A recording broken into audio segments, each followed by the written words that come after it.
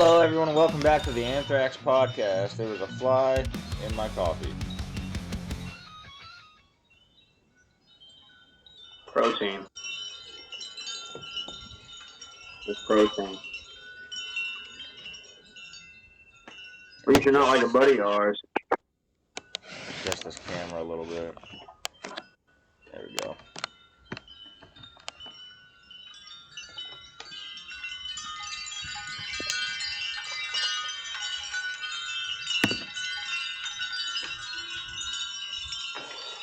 But yeah, so me and Danny were talking the other day, and it was a subject that I wanted to touch on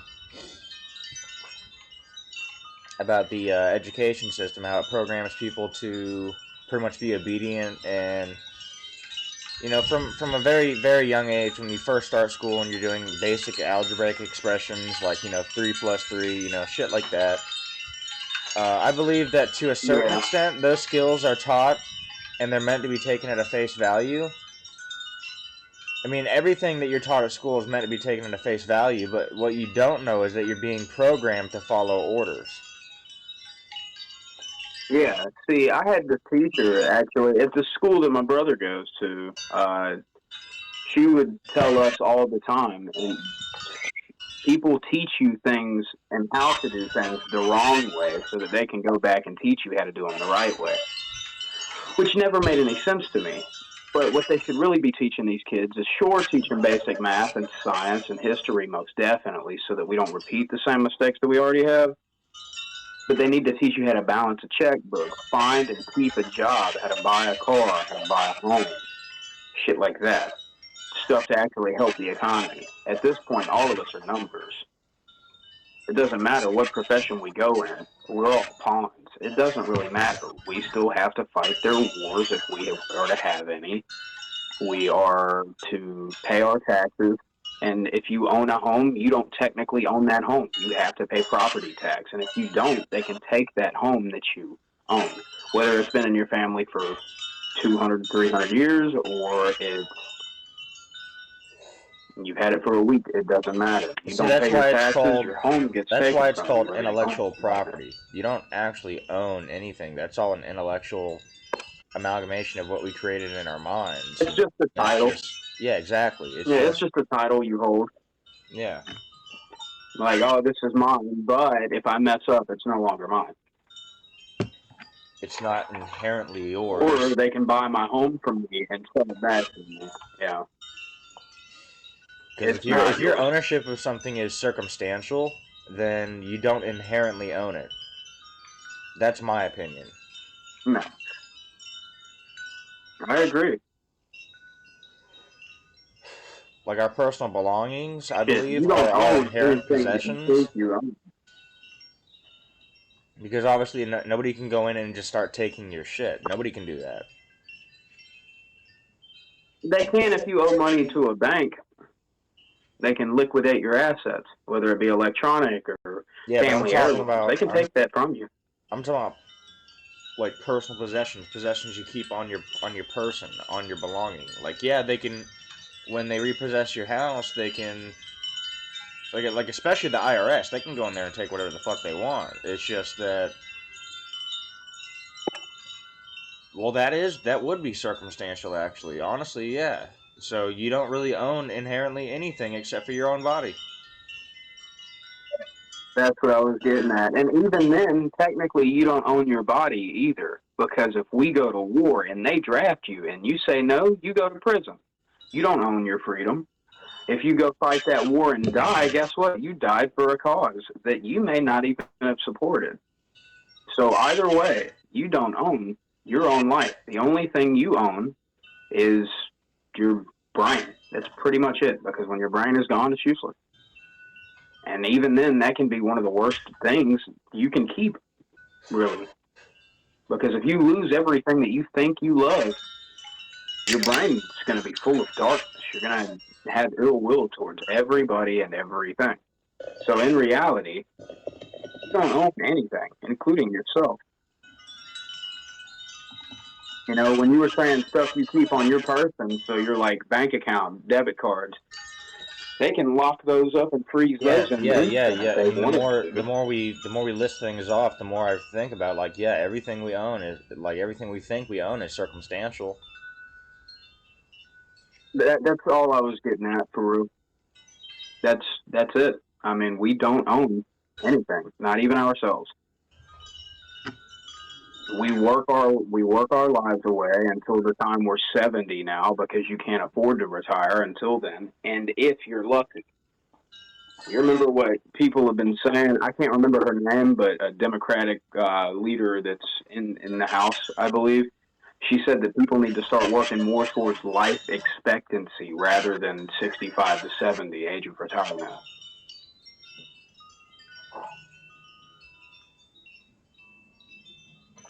I don't know, man. I know a couple of people. My I think grandfather that has been whole the whole retired system for is 10 wrong. years, and he's talking about getting a job because he can't afford it. And Social Security is getting if I don't really like talking about politics, but if Kamala Harris gets in office, there's going to be a 12.8% cut in all Social Security, which is what the elderly have already paid into to be able to retire. Yeah. A 12.8% cut's a lot. You have if you have $1 in there per se, or say you got $100 in there, and they take 12.8%. If you got $100 in there, you've only got like 87.20. That's it.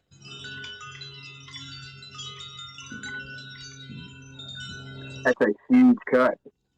Huge cut. So imagine the people that have paid in a couple $100,000, the 12.8% cut. There goes a lot of it. On top of that, the money that the elderly have put in there was already taxed on, and it's taxed on furthermore when they go to use that money in reality. It's getting very detrimental for this nation. This nation could fall. Have you heard about what's going on in Japan, North Korea, and China right now? They're having a population collapse. China, no shit, right? The one-child policy. Or if you kept giving birth to females, they'd kill them. I don't think North Korea did that. They've always been big on trying to keep population because their military is like their greatest asset, and it's not that massive. But Japan was shocking. That shocked the world. You know, there's population collapses in 3 nations right now. That's pretty bad. America is having a economic collapse. Not just that, but they are saying that we are having a population collapse. It's not as bad, but kids our age should, like you and I, we're 23. My mom had me when before she was 23. She had me and my sister by 23. You know, a lot of people have 2 or 3 kids by that point. The only person that I know 100% that is accepting is my buddy Matt. And even then, I've got 7 friends. 1 in 7 is having children. If you think about it on a statistic level, we've got a 34-year-old friend that doesn't have kids. Yeah. Our generation just can't afford it. It's falling apart. We can't afford. We don't know if we're going to be living in a house or living underground in a hole that we dug in 5 years, let alone if we can afford to have children.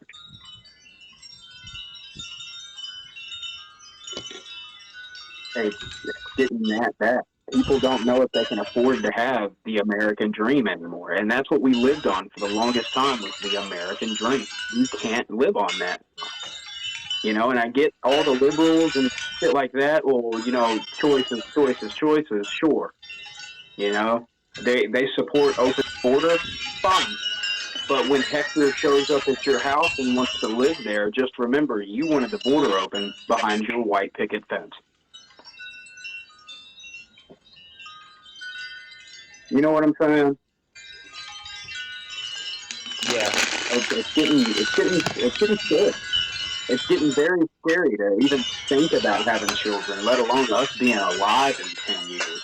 It's so bad. It's that bad. We don't know if we're going to be alive in 10 years because there's wars and talks of world wars, and we don't know if we're going to be drafted or not. We gotta pause, bro. We're back. But dude, it's getting that scary. We have no idea if we're gonna go to war or not. Honestly, it's just my belief, bro. I feel like this world's gonna end very soon. People don't realize it, and every culture in history points to it. I think I think dwelling on the end of the world is not something we need to do right now. No, I agree. I mean, especially with the plans that we've got coming up. But it's just I mean, getting I just don't think really. it's productive to actually solving the problem. You know. I mean, like in all Yeah. honesty, if we think the world's gonna end, then the world's gonna end. You know, we make it that way. Yeah. So before the world ends, guys, like and subscribe. Comment your favorite part down below. If you've got anything we'd like to discuss, or that you would like us to discuss, rather, feel free to drop it on in the comments. And subscribe to Tommy, the Willow Boys, and my channel whenever I figure out a name for it. I'll let you know. I'm gonna do stuff like song reviews and stuff, so I'm not gonna do like gameplay videos. We'll save that for pause. And we're back. Yeah, sorry about the interruption, guys. Yeah, sorry, we got a phone call from a buddy of ours, and we had to pause. I don't really remember what I was talking about, so I guess we're just gonna move on from that. But back to what we were talking about earlier, if we end up going into another world war, it'll be a war that there will be no victors. If one of the nukes that we have today go off, y'all are worried about fossil fuels and stuff like that burning holes into the ozone, not realizing these nukes are like 100 times stronger than the atom bomb that hit Nagasaki and Hiroshima. Those things are massive.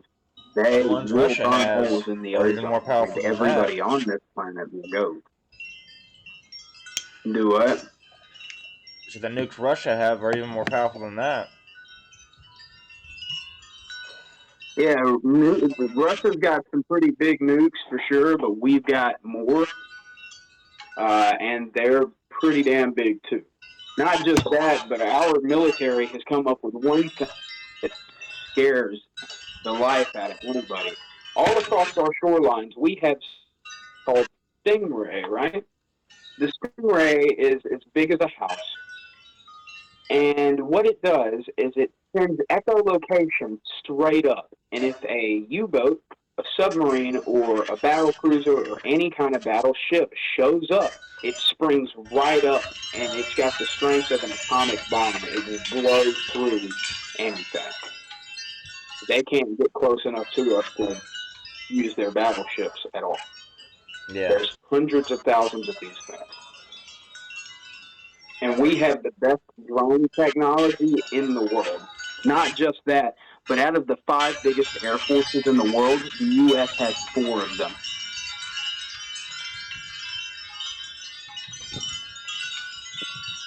The U.S. is 4. 4 of them. 1, 2, 3, and 4. We have if I'm not mistaken, we still have the biggest Navy. We have a branch that no one else has, the Space Force, which they will get involved in war if they need to. They are still soldiers, and they do still have weapons, and they are trained to use those weapons. Just like the Air Force, just like the Coast Guard. Army, Marine Corps, you already know, go in the shit up. The Navy SEALs, they are no joke to be messed with. Like, my granddad was a Navy SEAL in Vietnam. Some of the stories he told me, man, they are some badass dudes, bro, 100%. You know, the Air Force bombers that we've got, the fastest in the world. If not the fastest thing in the world. It takes 3 whole big states to turn one of those things around. Those things are so fast. And what is their job? They're stealth bombers. They come in so quick and drop those bombs, and they're out before you even realize what had happened.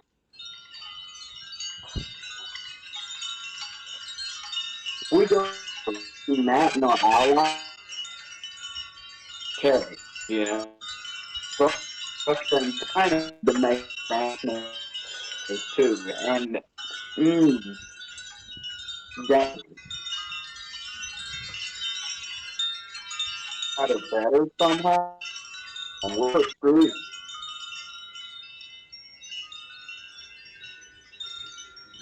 We'll be with machines.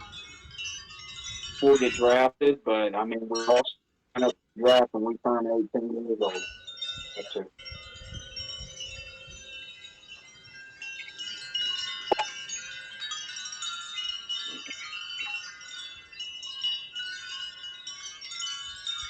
Wow.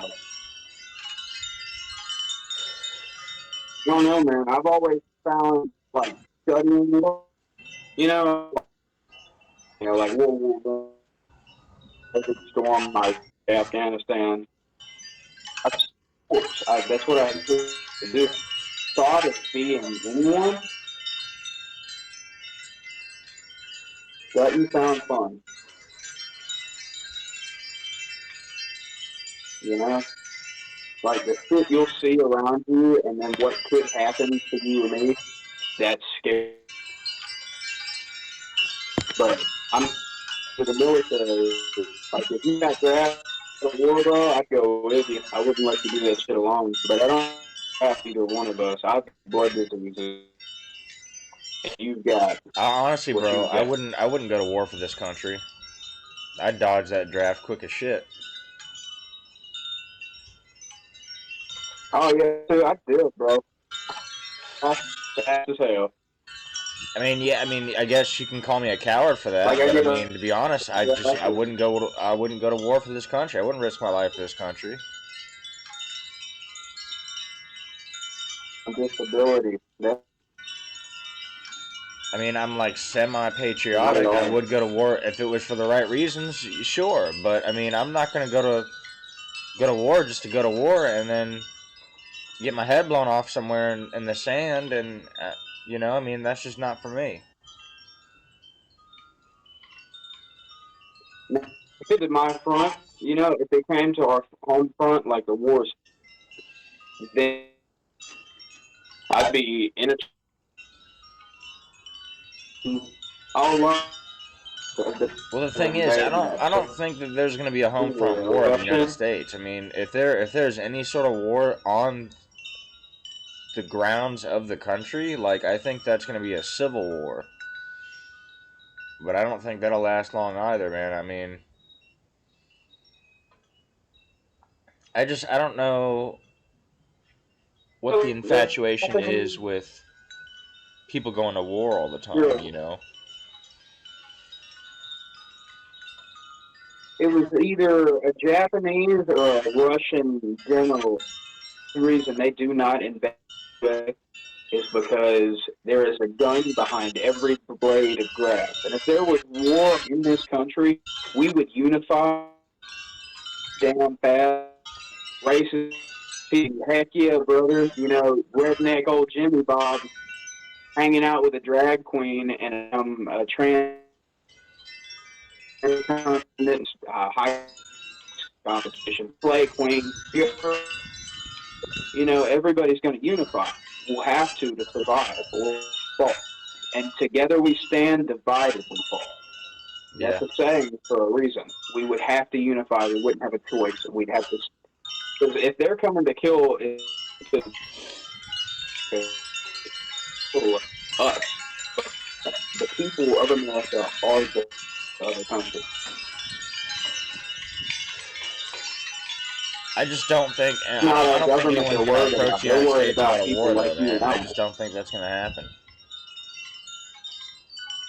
I mean, there's the possibility, yeah, but I mean, the idea of going to Something war for like anybody right now is a bad idea. I mean, with China, China shouldn't be stepping to anybody because we can shut down their economy just by shutting down our imports from them. because their entire economy is Stuff and partly based around exporting things, yeah, and most of the exports are going to the United States. yeah. We would shut down their entire economy by just not buying anything from them. See the cup I'm using? That right there, China. Yeah, I mean most of our Everything you imports are got, from man. China, and most of their exports are to us. Yeah, it's in their entire economy just collapsed without us. Yeah, 100%. exactly. That's what I'm saying. I a country, fuel, which is. I'm just saying, for those of you who don't know, oh well. But for those of you who do know, Well, on that note, we're gonna go ahead and I'll pause. All right, guys. Well, we're gonna go ahead and end the episode off here, and we'll see you in the next one. Thanks for watching. Thanks for tuning in. Subscribe and like for more content, and we'll see you in the next one. Gray, the days are long, caught in a world that feels so wrong. No light to guide, just endless night. We're lost in shadows.